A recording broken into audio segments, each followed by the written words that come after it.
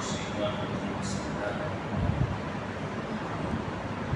الذين يؤمنون بالغيب ويقيمون الصلاة ومما رزقناهم ينفقون صدق اللہ العظیم۔ اللہ تعالیٰ نے قرآن کریم کی 24 سورت اور پہلے پارے میں متقیوں کے صفات بیان فرمائے، اس میں سے ایک ایمان بالغیب، دوسرا اقامت صلاۃ اور تیسرا ہے انفاق فی سبیل اللہ، یعنی کہ اللہ پر ایمان لانا، جنت و جہنم اور آخرت کے دن، فرشتوں پر اور ملائکہ اور کتابوں پر، اور نمازوں کی پابندی کرنا جو اہم فریضہ ہے ایمان کے بعد، اور اسی طرح زکوٰۃ کو ادا کرنا جو کہ نماز کے بعد، ایمان کے بعد دوسرا تیسرا فریضہ ہے۔ اللہ تعالیٰ نے جو مال دیا ہے وہ اللہ تعالیٰ کی امانت ہے، جس طرح جان اللہ کی امانت ہے۔ آدمی خود اپنی جان کو ہلاکت میں ڈالے، خودکشی کر لے، سوسائڈ کر لے تو اسے گناہ ہوگا۔ کیوں گناہ ہوگا؟ اس لیے کہ یہ جو جان ہے وہ اللہ کی امانت ہے۔ اللہ نے چند دنوں کے عوض اللہ نے اس کو ہمارے سپرد کیا، جیسا کہ اللہ قرآن کریم میں فرماتے ہیں ان اللہ اشتری من المؤمنین انفسهم واموالهم بان لهم الجنہ۔ اللہ تعالیٰ نے مومن کے مال اور جان کو خرید لیا ہے جنت کے بدلے۔ اب یہ اس کا مال اور یہ اس کی جان اپنی مرضی کے مطابق خرچ نہیں ہو سکتا، بلکہ اس مال میں اللہ نے جو حقوق بیان کیے ہیں ان کو ادا کرنا ضروری ہے۔ کہ ایمان کے بعد دوسرا تیسرا فریضہ زکوٰۃ ہے۔ اللہ تعالیٰ نے انسان کو امانت کے طور پر اس کو دیا اور اس کے ذمہ حقوق بنائے ہیں۔ ان کے ماتحت اولاد ہے، بیوی ہے، رشتہ دار ہیں، ماں باپ ہیں، غریب اور مسکین ہیں، ان سب کے حقوق کو اللہ نے اس مال کے ساتھ، مال والے کے ساتھ اللہ نے جوڑ دیا۔ اب کوئی یہ نہیں کہہ سکتا کہ میرا مال ہے میں جس طرح خرچ کروں، میری زندگی ہے میں جس طرح خرچ کروں، بلکہ کلمہ پڑھ کر ایمان لانے کے بعد، اس کتاب کو مان لینے کے بعد، جو کتاب ہدایت والی ہے، قرآن جس کا نام ہے، ایمان والا جس کو اپنی ہدایت والی کتاب مانتا ہے، اس کے احکام پر عمل کرنا اس کے لیے ضروری ہے۔ چنانچہ رسول اللہ صلی اللہ علیہ وسلم کے بارے میں آتا ہے اجود الناس، کہ نبی کریم صلی اللہ علیہ وسلم لوگوں میں بڑے سخی تھے، مال کو خرچ کیا کرتے تھے، اپنے پاس جمع کر نہیں رکھتے۔ ایک ہے جواد کہتے ہیں اور ایک سخی کہتے ہیں اور ایک کریم کہتے ہیں۔ عربی میں ان ناموں میں تھوڑا سا فرق ہے۔ کسی انسان کو جو بہت زیادہ سخی ہو اسے جواد اور فیاض نہیں کہتے۔ جواد اسے کہتے ہیں جو خود نہ کھائے اور دوسروں کو کھلائے۔ سخی اسے کہتے ہیں جو خود بھی کھائے اور دوسروں کو بھی کھلائے۔ اور بخیل اسے کہتے ہیں جو دوسروں پر خرچ تو نہ کرے، اپنے اوپر خرچ کرے۔ اور بخیل سے بھی بڑھ کر شحیح وہ ہے جو نہ دوسروں پر خرچ کرے نہ اپنے اوپر خرچ کرے۔ اب تو ہمارے معاشرے میں اس سے بھی ایک اور بڑا ہوا ہے، اسے معاشرے میں کہتے ہیں کوپٹی۔ اگر کوئی کنجوسی کرے تو اسے کنجوس، مارواڑی، بخیل، فلاں فلاں کہتے ہیں۔ بہت زیادہ اس میں ماہر ہے تو اسے کیا کہتے ہیں؟ کوپٹی کہتے ہیں۔ وہ ایسا ہے جو نہ دوسروں کو کھلائے، جو نہ اپنے اوپر خرچ کرے بلکہ کوئی دوسرا بھی دوسرے پر خرچ کرے تو اسے تکلیف ہے. دوسرا بھی نہ خود دوسروں پر خرچ کرے، صرف اپنے اوپر خرچ کرے، اس کو بخیل کہتے ہیں. جو نہ اپنے اوپر خرچ کرے نہ دوسروں پر خرچ کرے اسے عربی میں شحیح کہتے ہیں. وَمَن یُوقَ شُحَّ نَفْسِهِ فَأُولَٰئِکَ هُمُ الْمُفْلِحُونَ. اور بخیلوں کے بڑے کارنامے ہیں، بڑے واقعات. کسی بخیل باپ نے اپنے بچوں کو سفر میں جاتے ہوئے ہدایت کی کہ دیکھو بیٹا، گھی کا یہ برتن ہے، میرے آنے تک اس کو خالی نہ کرنا، تھوڑا صبر سے کام لینا. تو سفر سے واپس آیا تو بچوں سے کارگزاری دی، فیڈ بیک لیا کہ بھائی کیا ہوا، کیسے گھی کا جو برتن تھا اس کو تم نے کیسے استعمال کیا. ایک نے کہا ابا جان میں نے تو بہت کم خرچ کیا ہے آپ کی رعایت کرتے ہوئے. کیسے خرچ کیا ہے؟ کہا کہ ایک کاڑی لیتا تھا اور اس گھی کے برتن میں ڈالتا، نکالتا، جتنا گھی آتا بس اتنا ہی میں نے استعمال کیا اور روٹی پر لگایا اور کھایا. آپ نے کہا تو کسی کام کا نہیں، کچھ بچانا چاہیے زندگی میں، کچھ بچانا چاہیے، کچھ سیونگ ہونی چاہیے تاکہ فیوچر ہمارا اچھا رہے. دوسرے سے کہا تم نے کیا کیا؟ اس نے کہا میں نے آپ کی بات پر پورا عمل کیا. کیا کیا؟ کہا تو برتن کو کھولا بھی نہیں، بلکہ میں نے روٹی کو برتن کے اطراف گھمایا اور اسے پوچھا اور اس میں جو ہے میں نے روٹی استعمال کی.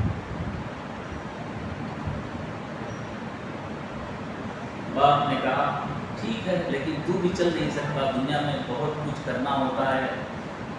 تیسرے سے پوچھا تو نے کیا کیا؟ لطیفہ لطف لینے کے لیے ہوتا ہے، اس کا سچا ہونا بھی ضروری نہیں ہے، بلکہ کچھ عبرت حاصل کرنے کے لیے بھی اس کو بیان کیا جا سکتا ہے. تیسرے نے کہا ابا جان میں ہی آپ کا سچا بیٹا ہوں، میں ہی واقعی آپ کا سپوت، میں آپ کا سپوت ہوں، واقعی میں آپ کا وارث ہوں.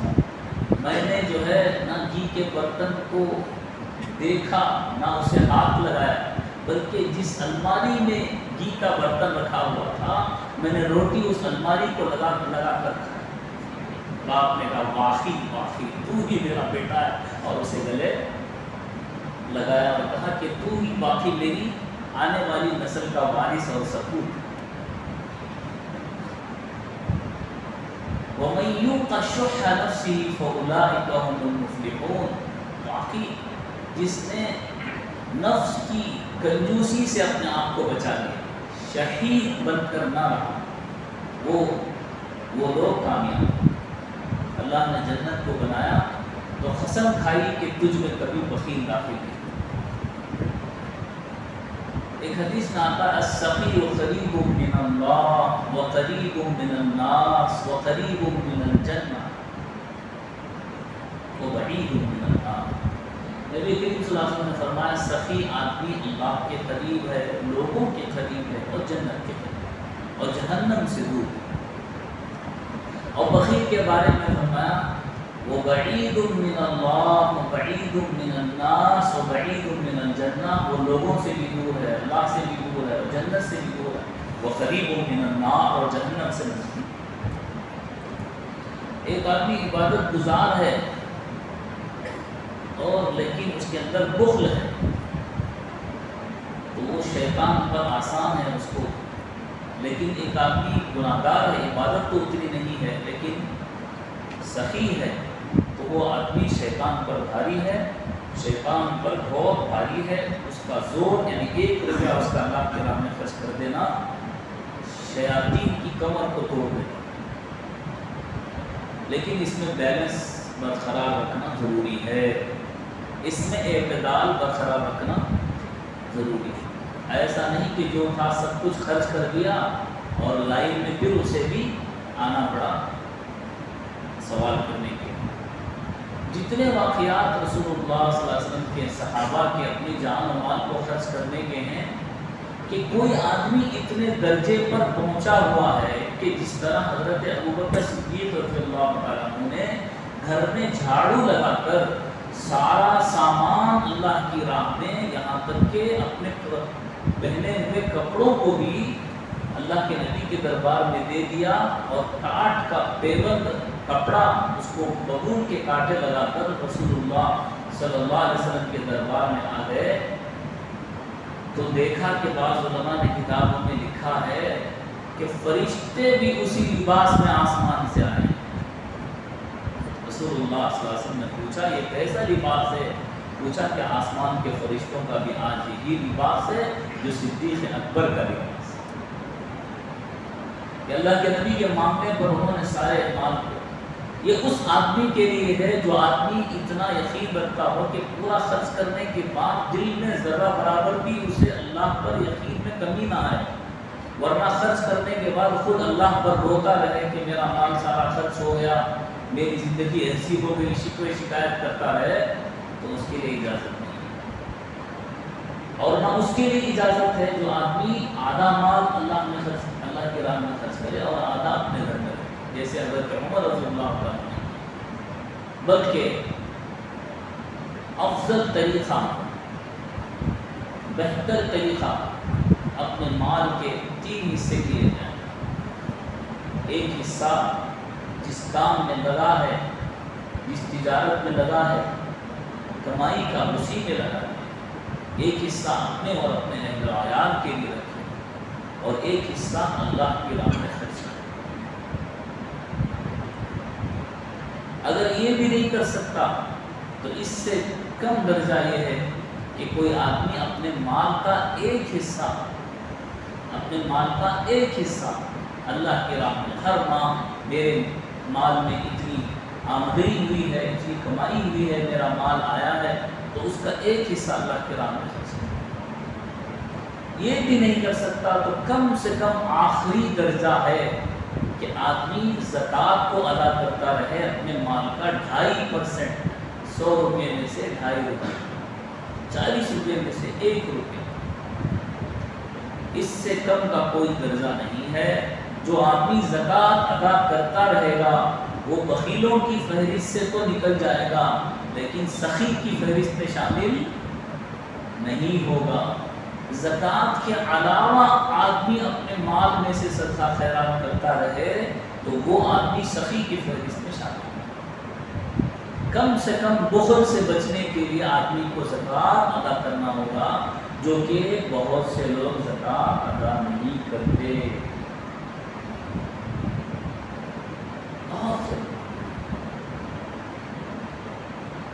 کسی فلاسفر نے کہا کہ دین اسلام میں زکوٰۃ جیسا نظام ہو اور ان کے لوگ یا ان کی قوم کے لوگ یعنی مسلمان بھیک مانگتے ہوئے راستوں میں نظر آئیں، یہ ممکن نہیں ہے۔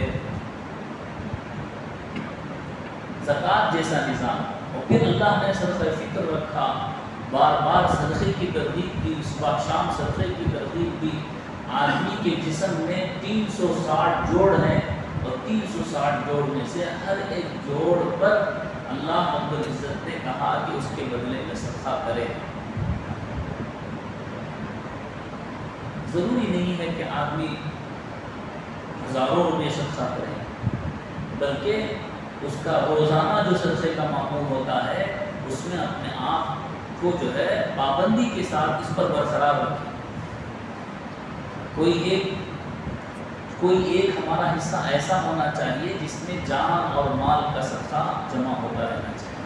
کوئی ایک حصہ ایسا ہونا چاہیے کہ ہماری نیت ہے، جیسے بہت سے لوگ حج عمرے کی نیت کرتے رہتے ہیں، صرف نیت کرتے رہتے ہیں، اس کے لیے کوئی انتظام نہیں کرتے۔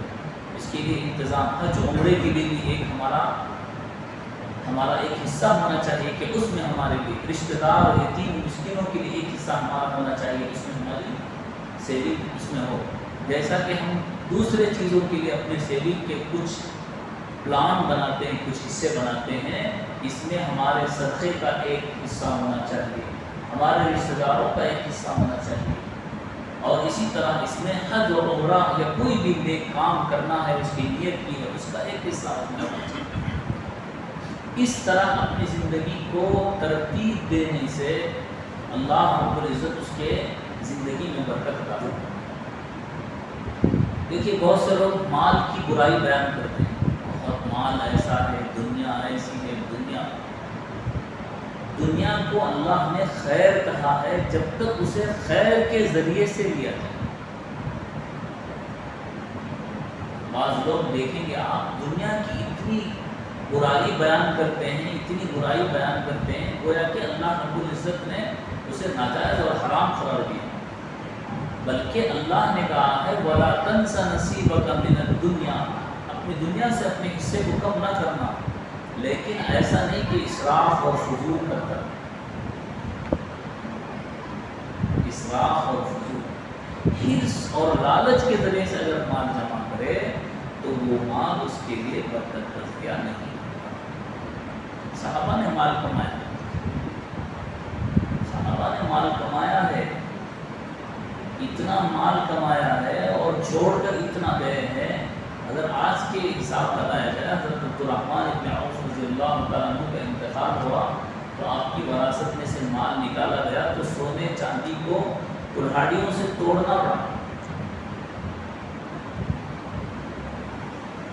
وَتُحِبُّونَ الْمَالَ حُبًّا جَمًّا، دیکھیے قرآن کریم میں اللہ نے دو چیزوں کو قیامت للناس فرمایا، ایک کعبۃ اللہ کو، دوسرے مال کو۔ جعل اللہ الکعبۃ البیت الحرام قیاما للناس، سورہ نساء میں اللہ نے اموالکم التی جعل اللہ لکم قیاما، اور اللہ نے سورۃ العادیات میں وَإِنَّهُ لِحُبِّ الْخَيْرِ لَشَدِيدٌ، اس مال کو خیر کہا۔ حدیث میں دو آدمیوں سے حسد کیا جا سکتا ہے۔ حسد کہتے ہیں ایک تو کسی کی نعمت پر جلنا، ایک ہے رشک کرنا۔ حسد سے مراد اس حدیث میں جلنا نہیں ہے بلکہ ترغیب اپنے اندر لانا ہے۔ لا حسد الا فی اثنتین رجل آتاہ اللہ مالا فهو ينفق منه سرا وجهرا، کہ دو آدمیوں پر رشک کیا جا سکتا ہے کہ کسی کو اللہ نے مال دیا ہے، وہ دن اور رات اس کو اللہ کی راہ میں خرچ کر کے اللہ کے قریب ہوتا جاتا ہے۔ وَرَجُلٌ آتَاهُ اللَّهُ عِلْمًا، اور بعض وہ لوگ ہوتے ہیں جن کو اللہ نے قرآن اور حدیث کا علم دیا ہوتا ہے، جس سے لوگ فیضیاب ہوتے رہتے ہیں، دیکھ کر کے ایک سبحان اللہ سیکھ لیا، ایک مسئلہ دین کا سیکھ لیا، اس پر وہ عمل کرتا ہے تو کتنے لوگ عمل کریں گے، اس کے ثواب کو دیکھ کر رشک کیا جا سکتا ہے۔ تو اللہ نے مال کو خیر کہا ہے جب تک کہ اسے حرص و لالچ کے ذریعے سے جمع، جب آدمی کی نیت یہ ہوتی ہے کہ میں اس کو جمع کروں گا اور جمع کر کے رکھوں گا تو اس میں برکت ختم ہو جائے۔ جب آدمی اس نیت سے مال کو اپنے پاس لاتا ہے کہ یہ تو اللہ کی دی ہوئی نعمت ہے، اللہ کی دی ہوئی نعمت ہے، اس کے ذریعے سے میں اپنی جنت، اپنی آخرت سنوار سکتا ہوں، اور اس کا حق میں ادا کروں گا، یعنی زکوٰۃ ادا کروں گا، اور اس میں مسکینوں کا حق ہے میں ادا کروں گا۔ حضرت ایوب علیہ السلام کا واقعہ میں نے ذکر کیا تھا کہ انہوں نے بہت صبر کیا، 17 سال بیماری میں رہے، پھر اللہ تعالیٰ نے مال و دولت عطا فرمائی، یہاں تک کہ سونے کی اتنی کثرت ان کے پاس ہو گئی کہ ایک مرتبہ وہ سونے کو سمیٹنے لگے تو اللہ نے دل میں بات ڈالی کہ اے ایوب، تم اس مال کو اتنا لالچ کے ساتھ جمع کرنے کی کوشش کر رہے ہو، حالانکہ اللہ نے تم کو اتنا دیا ہے۔ تو حضرت ایوب علیہ السلام نے کہا اے اللہ، جو مال جو تو نے دیا ہے وہ بھی تیرا ہی دیا ہوا ہے، اور یہ جو تو دے رہا ہے جس کو میں سمیٹ رہا ہوں یہ بھی تیرا ہی دیا ہوا ہے، میں اس کو تیری نعمت سمجھ کر سمیٹ رہا ہوں، اس کو تیری نعمت سمجھ کر میں سمیٹ رہا ہوں، میں دے رہا ہوں، کیونکہ مال ایک اللہ کی دی ہوئی نعمت ہے، اس کو قدردانی کے ساتھ بندہ لے گا، اس کے ذریعے سے اپنی آخرت بنائے گا، اللہ رب العزت اس سے خوش ہو۔ ہاں، جو آدمی اس کا حق ادا نہ کرے، جمع کر کے رکھتا رہے، فقیروں، غریبوں، مسکینوں، بیواؤں، یتیموں کا اس میں حق اپنا سمجھ کر رکھے تو یہ آدمی یہ مال اس آدمی کو جہنم میں لے کر جائے. الذی جمع مالا وعددا، ہمیشہ گن گن کر رکھتا رہا اور یہ سوچتا رہا کہ یہ اسے کام آئے گا. تو ایسے آدمی کے لیے یہ مال نقصان دہ ہے، اسے جہنم تک پہنچائے گا. ورنہ مال وہ خیر کی چیز ہے، صحیح حق ادا کرتے ہوئے امانت کے ساتھ اسے آدمی اپنے پاس رکھے گا، اللہ تعالیٰ اس میں برکت عطا فرمائے گا. اس میں برکت عطا فرمائے گا، غریبوں کی مدد کرے گا، دوسروں کا سہارا بنے گا. اللہ تعالیٰ کسی کمزور مومن کو پسند نہیں کرتے، قوی مومن کے مقابلے. قوی مومن کون ہے؟ خود بھی کمائے، دوسروں کے بوجھ کو اٹھائے، نہ کہ دوسروں پر بوجھ بن جائے.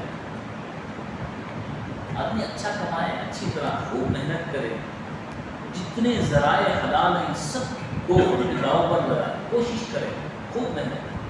وہ آدمی بے وقوف ہے جو اللہ کے بھروسے پر گھر بیٹھا رہے اور ہاتھ پر ہاتھ ملتا رہے،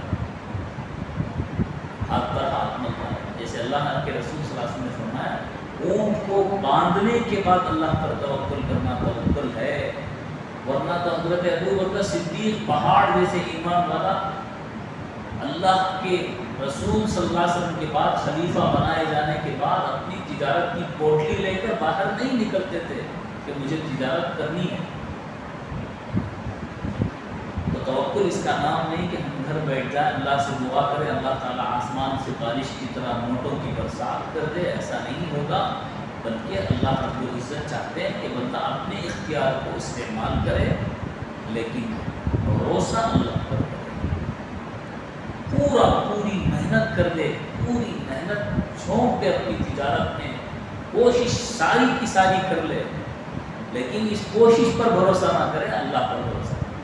تو دیکھیے آج باہر ملکوں میں مارکیٹ کی اوپننگ کب ہوتی ہے، مارکیٹ کب کھلتا ہے،